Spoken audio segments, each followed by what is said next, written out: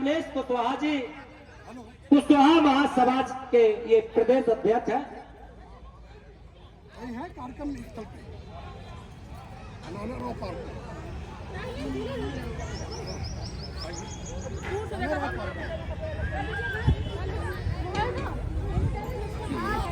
भैया हमारे गाँव तक चला पार्लियामेंट की तैयार चला।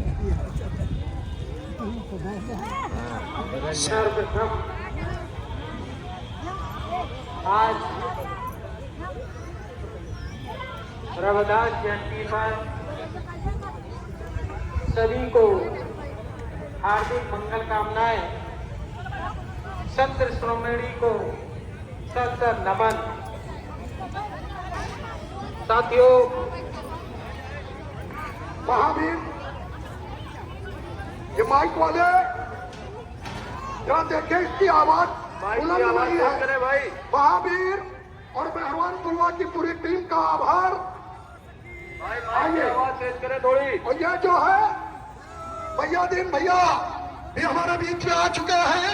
मैं उनका भी अपने भी देखो चले हैं हमारे बच्चे, हमारे परिवार के लोग बड़ी संख्या में आ रहे हैं। मैं उनका स्वागत करता हूँ।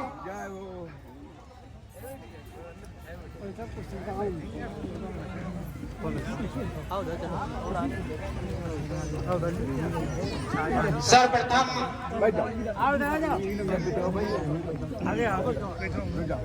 तथागत बुद्ध को नमन करते हुए सभी का आभार। अजय पहचान सब लोग बैठे और जरा कुर्सियां खाली न रहे। अगर कुर्सियां खाली रहेंगी तो हम लोग भी खाली हो जाएंगे। तो मैं आप लोगों को बता रहा था कि जब माननीय गुरु जी के मैंने पहली बार भाषण सुने, आज लगभग 20 साल हो गए हैं, तो मैंने सोचा था कि मैं भी एक बार इनकी तरह बोलना सीख जाऊं। तो साथियों, मैं आप लोगों को बताऊंगा, एक कहानी सुनाई जाती है एकलव्य की, कि एकलव्य का अंगूठा काट लिया गया। किसने काटा? एक गुरु ने। तो अंगूठा काटने का काम गुरु ने किया था, और मैं आज गुरु के सामने खड़ा हूं। मेरा अंगूठा ये गुरु ने नहीं काटा, ये आप ध्यान रखिएगा। मैं क्या कहना चाहता हूं, ये हमारे गुरु है, इन्होंने मेरा अंगूठा नहीं काटा। अब वो काटने वाले काट रहे होंगे, अंगूठे से रैप कर दिया। तो अब जब अंगूठे ही नहीं रहेगा तो निश्चित तौर पर बाण कैसे, तीर में कैसे चलाएंगे।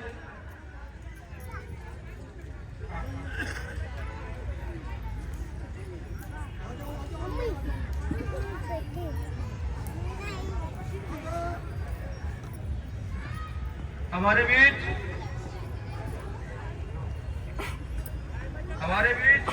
मिस्टर महेश महतो, पिताजी का नाम राम सजीवन जी। इन्होंने आज इस कार्यक्रम में अपना एक अमूल्य योगदान दिया है, जो सबसे बड़ा योगदान है, रक्तदान। तो इसके लिए एक बार जोरदार तालियां।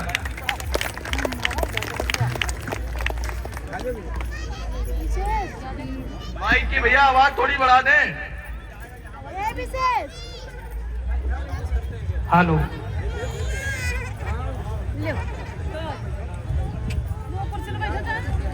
भैया माइक की आवाज थोड़ी बढ़ा दें।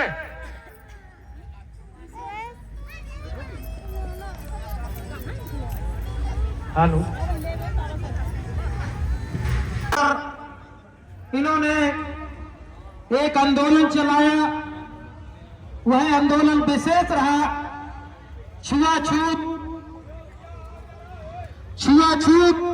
से हम लोगों को मुक्ति मिले, और जो इस भारत में जात व्यवस्था है, उस व्यवस्था से हमें मुक्ति मिले। रविदास महाराज ने, संत रविदास ने अपने समय में उन्होंने आंदोलन चलाया। बुद्ध ने जब आंदोलन चलाया तो उनका जो भिक्षु हुआ करते थे तो उनके सिर मुड़ाते, आज भी मुड़ाते हैं हमारे भिक्षु संघ।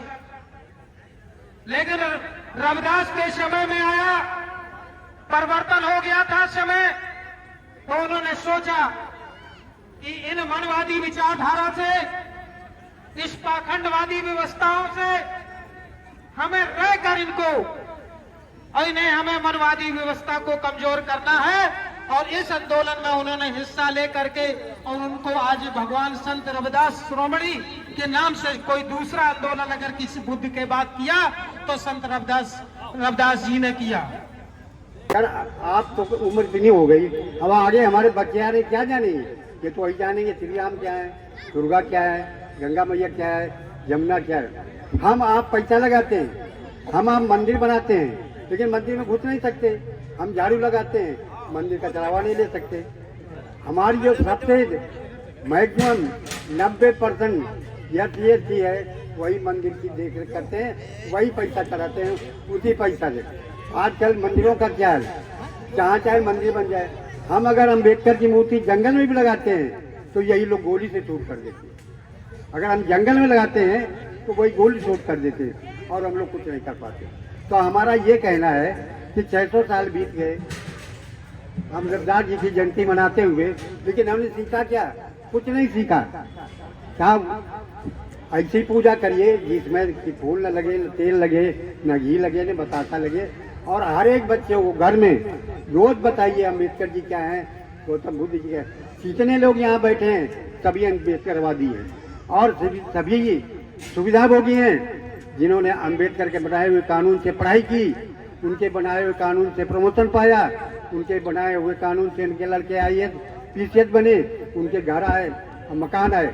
हमको ये बताइए अम्बेडकर जी ने क्या क्या काम किया था? उन्होंने संघर्ष किया, आंदोलन किया, पढ़ाई मुसीबत उठाई, अपने मरते हुए बच्चों को छोड़ के फॉरेन में आपके लिए मीटिंग की। उन्होंने अकेले हम सबको, करोड़ों लोगों को इस लायक बना दिया। और हम करोड़ों लोग, ये शर्म की बात है कि कानपुर हमारा ये स्कूल नहीं। आप नहीं जानते होंगे अम्बेडकर जी ने आंदोलन, व्याख्यान, पढ़ाई छात्र और क्या किया। अपने समय में उन्होंने महाराष्ट्र में कई विद्यालय खोले जो आज भी चल रहे हैं। आप सुविधा होगी क्या एक प्राइमरी नहीं खोल सकते?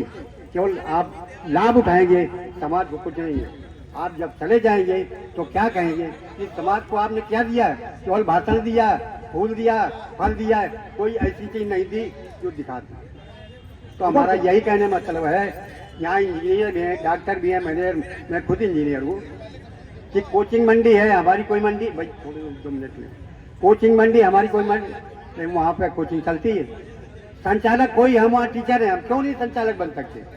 हम क्या कहते हैं, बैंक की ट्रेनिंग नहीं दे सकते, इंजीनियर की ट्रेनिंग नहीं दे सकते, हम क्या और कोई ट्रेनिंग नहीं दे सकते हैं। लेकिन हमारे मन में ऐसी भावना जागती नहीं है। क्यों? हम स्वार्थी हो गए।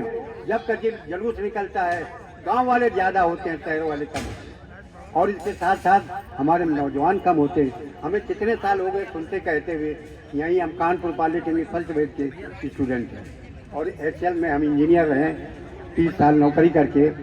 और हमने कहीं मंदिर गए या मस्जिद गए, 2002 में रिटायर हुए और हमने 2 स्कूल खोल रखे हैं।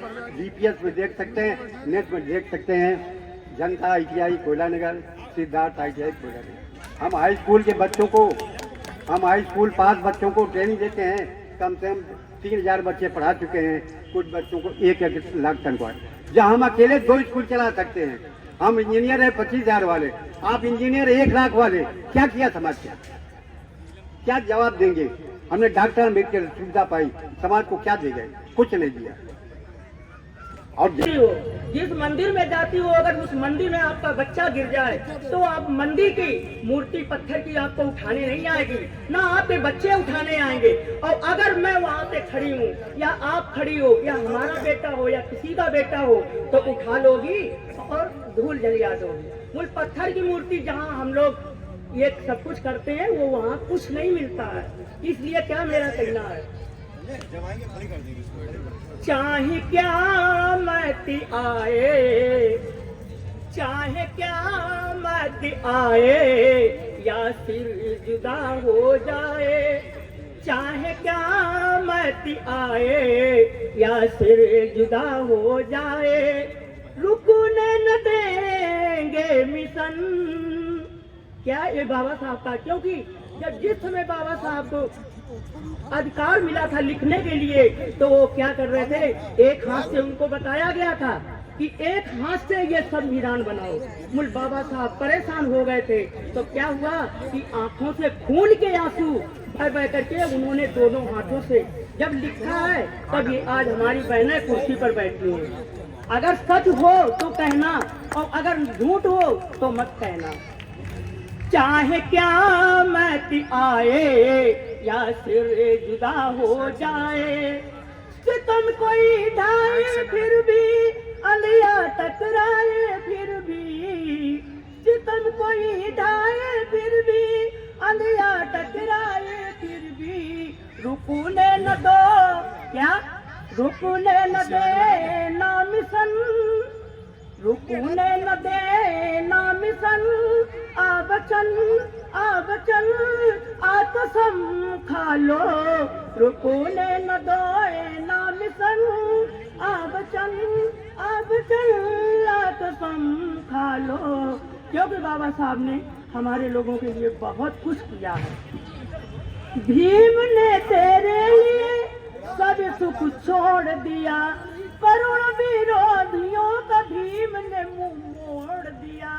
ना मरने से घबराए, सभी अधिकार दिलाए, काफी किए थे जतन, काफी किए थे जतन। आ बचन आ कसम खा लो, रुको। तो आपको ये मालूम पड़ेगा कि एक एक चीज पर उन्होंने काम किया, एक एक व्यक्ति को आजाद करके रखा। हर व्यक्ति की पूरी आजादी की अभिव्यक्ति संविधान में निहित है। आपको बोलने की आजादी, आपकी धार्मिकता की आजादी, आप पूरी तरह से अपनी बात कह पाने में स्वतंत्र है। ये आजादी बाबा साहब अम्बेडकर ने दी। तो ये जो हमारे महापुरुषों ने हमारे लोगों के लिए किया है, हम उन्हें कभी नहीं भूल सकते। हम लोग, अगर आप, हमारी माँ बहनें बैठी हुई है, आप अगर गहराइयों से अध्ययन करेंगी तो हम लोग मूर्ति पूजक नहीं थे, हम लोग प्राकृतिक पूजक थे। हम लोग कुदरत की पूजा करते थे। जैसे कि आज भी गांवों में, शहरों में भी हमारे बुजुर्ग, हमारी माँ बहनें जब भी उठती हैं चारपाई से, तो सबसे पहले पृथ्वी के पैर छूती है। यहीं से ताकत मिलती है हमको, यहीं से ऊर्जा मिलती है हमको, इसलिए हम पृथ्वी के पैर छूते हैं। और हमारे लोग पेड़ों की पूजा करते हैं, हमारे लोग पीपल की पूजा करते हैं। ये वही बोधि वृक्ष है जहां पर बैठ के तथागत गौतम बुद्ध ने ज्ञान प्राप्ति करी थी। हम लोग नीम की पूजा करते हैं, क्यों? ऊर्जा से भरा हुआ ये पूरा पेड़ है। हम लोग बरगद की पूजा करते हैं, ऊर्जा से भरा हुआ ये पूरा पेड़ है। हम लोग सूर्य की पूजा करते हैं, हम लोग नहाते समय जल डालते हैं। इसका पूरा वैज्ञानिक कारण है, जो सूर्य की किरणें पड़ती हैं वो हमारे शरीर के रोगों को दूर करती हैं। तो हम लोग पूरी तरह से प्राकृतिक पूजक थे, कुदरत को पूजते थे, लेकिन हमें फंसा दिया गया। इससे हमें मुक्त होना है। आज का ये अवसर ही है। आज हमारे इस कार्यक्रम में बड़े बड़े विद्वान वक्ता जन आएंगे जो इस बारे में आपको बताएंगे, और हमें समझना है कि हमें पूजा क्या करनी है। जिन्होंने हमें ये मार्ग दिखाया, जिन्होंने हमें इंसानी जीवन जीने का अधिकार दिया, हक दिया, हमें उनकी पूजा करनी है। मैं धन्यवाद दूंगा एडवोकेट आकाश सिंह बादल जी को, जिन्होंने मुझे बोलने का अवसर दिया। और ये आपको समझना भी है, जब तक हम इस मूलभूत बातों को समझ नहीं पाएंगे तो हमारा जीवन नर्क बनता चला जाएगा। आप पूजा करिए, आप कुछ नहीं, आप अगर 5 मिनट, सिर्फ 5 मिनट रोज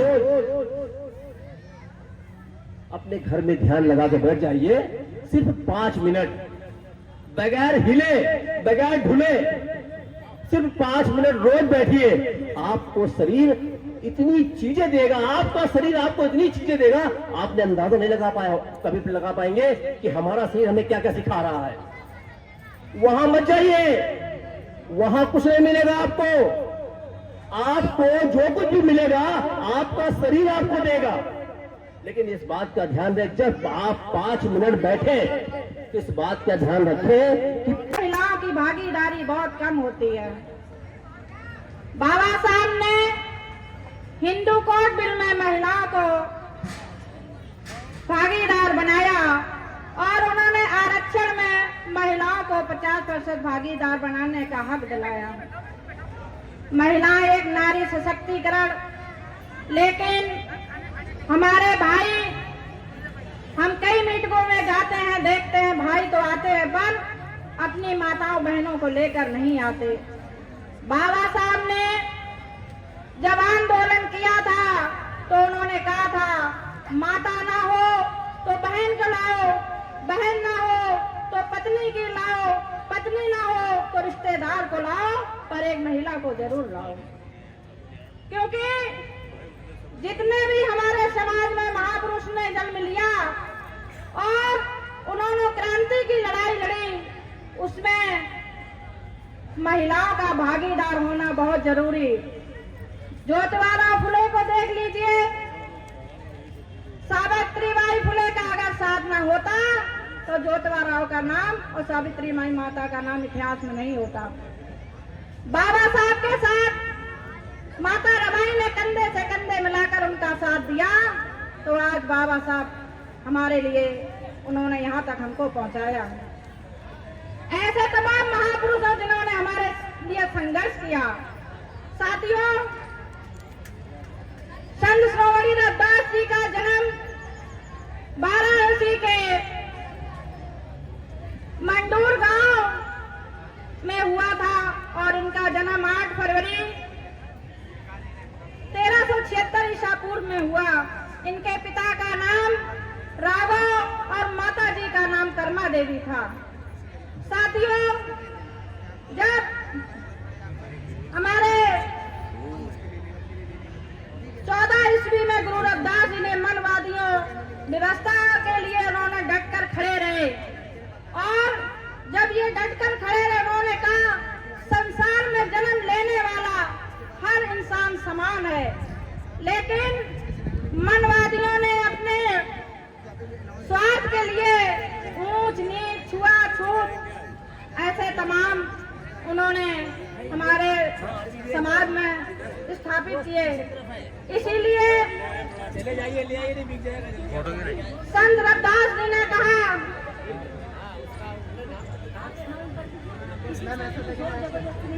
साथियों, ये ब्लड डोनेट कैंप जहाँ लगा हुआ है, बैठे बैठे 1000 फीट दूर सैटेलाइट फिट हो सकता है। एटीएम की मशीन को हैंग करके एटीएम से पैसा चोरी हो सकता है। पेट्रोल पंप की मशीन को हैंग करके पेट्रोल चोरी हो सकता है। तो सीधी सी बात है, ईवीएम से वोट चोरी हो सकता है। जो ईवीएम से पड़ने वाला वोट भी चोरी हो सकता। कि हमारे कुछ लोग कहते हैं कि ईवीएम से चोरी नहीं होती है, तो हम उन्हें बताना चाहते कि आने वाले समय में बैलेट बॉक्स से चुनाव करा के देख लें, नानी ना याद आ जाए तो हमसे कहना। साथियों, बैलेट बॉक्स से पड़ने वाला वोट हम अपना वोट चेक कर सकते हैं कि हमने वोट किसको दिया है, और ईवीएम से पड़ने वाला वोट हम चेक नहीं कर सकते। संविधान में चुनाव एक्ट में लिखा है कि चुनाव पारदर्शी होना चाहिए, लेकिन ईवीएम से चुनाव पारदर्शी संभव नहीं है। इसीलिए कहते हैं हम अपना मिशन भी चलाएं, महापुरुषों की जयंतियां भी मनाएं, लेकिन साथ साथ में हमें ईवीएम का विरोध भी करना होगा और तब इनके छक्के छुड़ेंगे। साथियों, आज यहाँ संत श्रोमणी रविदास जी की जयंती बड़े धूमधाम से मनाई जा रही है और पूरे कानपुर की झांकियां यहाँ पर आएंगी और जिसकी सबसे अच्छी, सबसे सुंदर झांकी होगी उसे अवार्ड से नवाजा जाएगा। आप लोगों ने मेरी बात ध्यान से सुनी, इसके लिए बहुत बहुत धन्यवाद, शुक्रिया। जय भीम, नमो बुद्धाय, जय भारत, जय संविधान, जय जय जय जय जय भीम।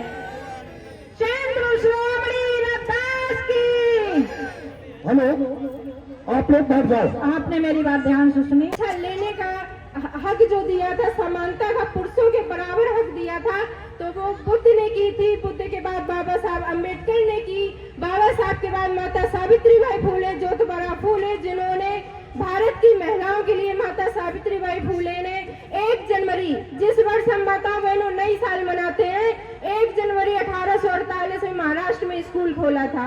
माता सावित्रीबाई फूले माताओं बहनों जब पढ़ाने जाती थी तो उनका कीचड़ पत्थर मारकर उन पर अपमान किया जाता था, और जो पत्थर माता सावित्रीबाई फूले के ऊपर मारे जाते थे तो वही पत्थर वो, अगर माता सावित्रीबाई फूले ने अपने सर पे माताओं बहनों पत्थरों की चूनल नहीं ओढ़ी होती तो आज कोई हम लोगों को अधिकार नहीं मिलता, जो आज हम अपने सर पे सपनों का ताज बना के घूमते हैं, डॉक्टर इंजीनियर बनते हैं।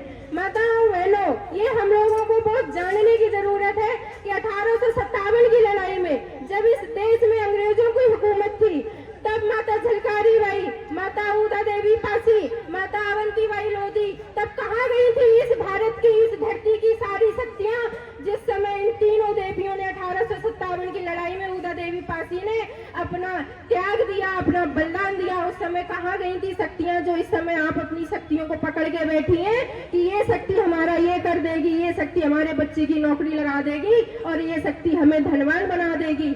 तब कहाँ शक्तियाँ गई थी जब ये देश हमारा गुलाम था। उन माताओं ने, झलकारी बाई ने अंग्रेजों से लड़ाई लड़ी, उदा देवी पासी ने अकेले, उदा देवी पासी ने लखनऊ में उनका स्मारक चित्र बना है, अकेले 37 अंग्रेजों को मार गिराया था। जब वहाँ का जो अंग्रेजों का जो जनरल था, जब उसने देखा अरे ये तो महिला है, तो उसने उदा देवी पासी यानी कि हमारी भारत की महिला को विदेशियों ने सैल्यूट किया था। ये शक्ति हम लोगों में है, उनका खून हमारी रगों में दौड़ रहा है माताओं बहनों, तो ये हम लोगों को जानने की जरूरत है। और हम लोग जिस व्यवस्था में हम लोग आ चुके हैं, जिस व्यवस्था में हमारी माताएं लीन हो चुकी हैं, उस व्यवस्था में माताओं बहनों आप लोगों को क्या बताया गया है? आप लोगों को बताया गया है ढोल गवार शूद्र पशु नारी सकल ताड़ना के अधिकारी। और एक व्यवस्था आपकी माताओं को, बहनों, वीरांगनाओं ने दी थी कि उनके हाथ में, एक हाथ में खड़ग और एक हाथ में तलवार था। और माता सावित्रीबाई फूले ने आपके एक हाथ में कलम और एक हाथ में किताब दी, और तथागत बुद्ध ने और संत रविदास ने आपको क्रांति और आपका एक अच्छा जीवन जीने का अधिकार दिया। माताओं बहनों, तो ढोल गवार शूद्र पशु नारी ये सब सकल ताड़ना के अधिकारी। तो माताओं बहनों, इसका मतलब बता देती हूँ कि जिस तरीके से ढोल को पीटा ना जाए तब तक आवाज नहीं करता, और जिस तरीके से गवार को मारा ना जाए तब तक सही वो लाइन नहीं चलता, और जिस तरीके से क्या कहते हैं नारी को, यानी नारी हम लोगों को जब तक इनको मारा ना जाए तब तक ये सही रास्ते नहीं चलती। माताओं बहनों, आप लोग हाँ या ना में हाथ उठा के जवाब दीजिए, क्या हम लोग इतने कुलच्छे नहीं या इतने नीचे कि हमें मारा जाए तभी हम अपने घर का विकास कर पाएंगे, तभी हम अपने बच्चों को कर पाएंगे व्यवस्था? तो हम लोगों के साथ ये बदसलूकी हुई, हमें नीचा दिखाया गया।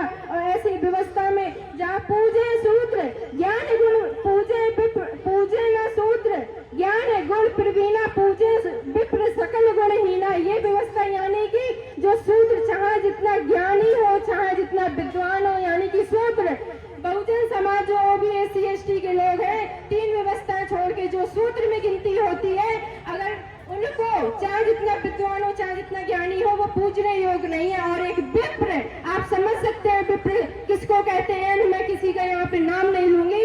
विप्र वो चाहे पागल हो, चाहे जैसा हो, अगर वो विप्र है तो आप उसको पूछ सकती हैं, आप उसके पांव लागू कर सकती हैं। तो इस व्यवस्था को माताओं बहनों समझनी है। और माता झलकारी बाई, माता अवंतीबाई को माताओं बहनों आप पढ़िए, किसी को मत पढ़िए, आप देवी महामाया को पढ़िए, माता रमाबाई अम्बेडकर को पढ़िए, जिन्होंने हम बहुजन समाज के बच्चों के लिए अपने 4 बच्चे खो दिए।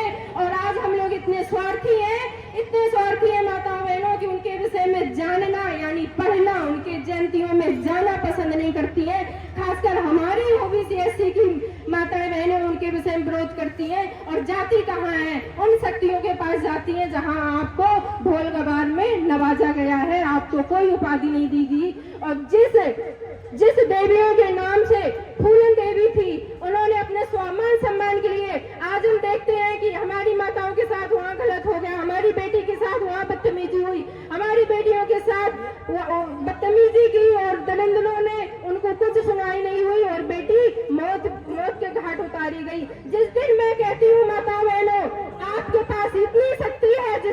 अपनी वीरांगना को जान जाएंगी तो किसी के माई की लाल में दम नहीं है जो आपको छेड़ के जाए।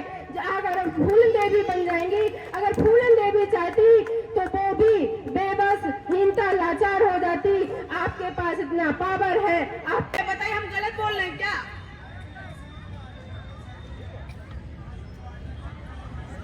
चावल गेहूं आटा के चक्कर में अपने लोग बिक जाते हैं। बिक जाते क्यों बिके हुए हैं? मैं अपनी आंखों से देख रही हूँ। मैं आज बोल रही हूँ ना, मुझे इस बात का डर नहीं कि कल मेरा क्या होगा। बिल्कुल डर नहीं है। मुझे लगता है आज एक वंदना मरेगी, कल 10 वंदना पैदा होंगी। अगर अपने समाज की नारियों का यही हाल रहा, क्या होगा? आप लोग ये आपको सोचने की जरूरत है, मुझे नहीं, क्योंकि मैंने सोच लिया है कि मुझे अपना पूरा जीवन अपने समाज के लोगों को में ही लगाना है। मैं आज भी समाज सेवा करती, कल भी करती थी।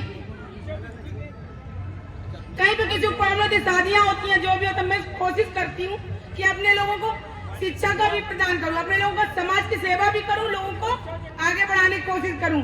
एक दिन तो वो लोग आएंगे, दूसरे दिन किसी ने लालच दिया, चलो वहाँ पे 500 रुपए मिल रहे हैं, बड़े आराम से दिन भर उनका काम करेंगे, 500 रुपए अपनी जेब के अंदर रखेंगे। आज भी हमारे लोगों की लोग जो हैं, आपको पता है, सबके घरों में काम करती है। हम गलत तो नहीं बोल रहे हैं, बताइए। हमारे लोग दूसरों घरों में काम करने जाते हैं कि नहीं? जो 15% लोग हैं, उनके घरों में 85% की महिलाएं जाती हैं काम करने की, नहीं जाती। हेलो, एक सेंट्रो गाड़ी है यूपी 78 BU 4502, जो गेट पर खड़ी है रास्ते में, उसे कृपया हटा लें, जिनकी भी गाड़ी हो सेंट्रो। बोलिए। इस पर विचार करने की जरूरत है। हम अपने लोगों का ही गला काट रहे हैं, अपने लोगों का ही मजाक उड़ाते हैं। अपने लोग कहते तुम कुछ नहीं कर सकते हो। हम लोग कैसे एक मेंढक की तरह, 2 को रखो तराजू में तो 2 नीचे, फिर 2 रखो 2 नीचे। यही हो रहा है कि नहीं हो रहा, बताइए। अरे शर्म आनी चाहिए हम लोगों को कि हम लोग सिर्फ कब आते हैं। अभी मैडम बोल रही थी, हम लोग कब आते हैं? जब कोई भी होती, किसी की भी होती, जैसे रविराज जयंती जी की आज है या किसी की भी होती है, हम लोग चले आते हैं बस। लेकिन कोई मतलब नहीं है, यहाँ से खा पी के गए, आराम से सो गए। अरे हमें क्या करना है? मेरे ऊपर प्रॉब्लम नहीं है, हमें कुछ नहीं मतलब। अरे क्या है, जब तुम्हारे ऊपर प्रॉब्लम आएगी तब आप लोग समझोगे कि इंतजार कर रहे हो कि जब मेरी किसी बहन बेटी का पड़ता है तब हम ध्यान दें, किसी दूसरे की बहन बेटी को मुझे क्या मतलब है, वो तो उसकी है, मेरी क्या है। अरे नहीं, जब कल आप उसकी मदद करोगे तब आपके साथ कारवां खड़ा होगा। इस पर विचार करने की जरूरत है, अपनी विचारधारा को चेंज करने की जरूरत है, आपको समझने की जरूरत है, ना कि उलझने की जरूरत है। सच बोल रहे हैं या झूठ, बताइए आप लोग। तो ये सब जो हमारा समाज है ना, इन लोगों के लिए गुलामी करने की आदत पड़ चुकी है। हम कल भी गुलामी कर रहे थे, आज भी गुलामी कर रहे हैं। इसको बदलने की जरूरत है, और ये कोई और नहीं, आप जैसे लोग ही बदलेंगे। हमारे घर की नारियां हो, चाहे महिलाएं हो, चाहे पुरुष हो, मैं ज्यादा बड़ी बात नहीं करती। अभी यहाँ पे नाच नौटंकी हो रहा होता दहाड़ेगा, और आज इसी दूध के बदौलत मैं भी आपके सामने दहाड़ रहा हूँ। मुझसे कहा गया ये आपका PhD का डॉक्टरेट का लास्ट ईयर है, आप क्यों इन पछड़ों में पड़ रहे हैं, आपकी डिग्री रोक दी जाएगी। मैंने कहा ऐसी 1 नहीं 10 डिग्री मैं कुर्बान कर दूंगा बाबा साहब के नाम पर। मैं डरने वाला नहीं हूँ, और ये डिग्री मैंने अपनी योग्यता के दम पे हासिल की है, किसी की खैरात पर नहीं, किसी की बबौती नहीं शिक्षा। और हम लोग डरे नहीं, हम लोगों की लड़ाई जारी है। साथियों, मैं आप सबसे भी कहना चाहता हूँ कि शिक्षा वाकई में वो टूल है, वो हथियार है, वो वेपन है जो हम सबको अपनी बात कहने का अधिकार देता है। बाबा साहब ने भी, बाबा साहब का पूरी बातों का अगर आप मूल निकालेंगे, या हमारे जो भी बहुजन विचारक और जो भी महापुरुष रहे, उन सब का यही कहना था कि जो है हमें सबसे पहले शिक्षित बनना है, संगठित होना है, फिर हमें संघर्ष करना है। तो हमारा वही अभियान जारी है। आप सबका एक इतना सुंदर कार्यक्रम हुआ, मैं बहुत अच्छा लगा, मुझे निमंत्रण दिया, मैं मंच को बहुत धन्यवाद दूंगा।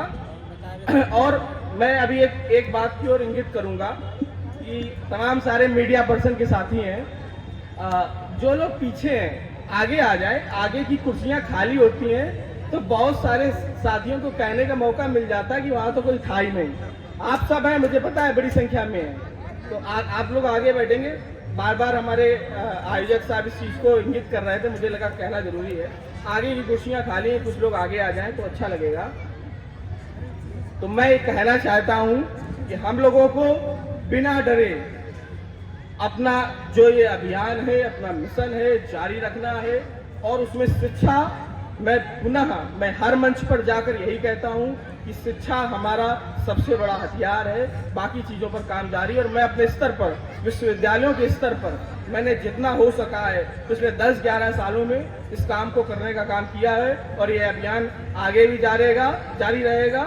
और इन्हीं शब्दों के साथ मैं अपनी वाणी को विराम देता हूं और आप सबको संत रविदास जी के जन्मोत्सव की आपका इस शुभ मौके पे चार दिशाएं करे अभिनंदन, फूलों के झोंकों के बौद्धों के इस मेले में, टीम के महासम्मेलन में, के बौद्धों के इस मेले, टीम के महासम्मेलन में स्वागत है, तालियों के स्वागत है आपका इस शुभ मौके पे, स्वागत है आपका इस शुभ मौके पे। चार दिशाएं करे अभिनंदन, फूलों के झोंकों के बौद्धों के इस मेले में, टीम के महासम्मेलन में, के बौद्धों के इस मेले में, टीम के महासम्मेलन में। संत शिरोमणि रविदास की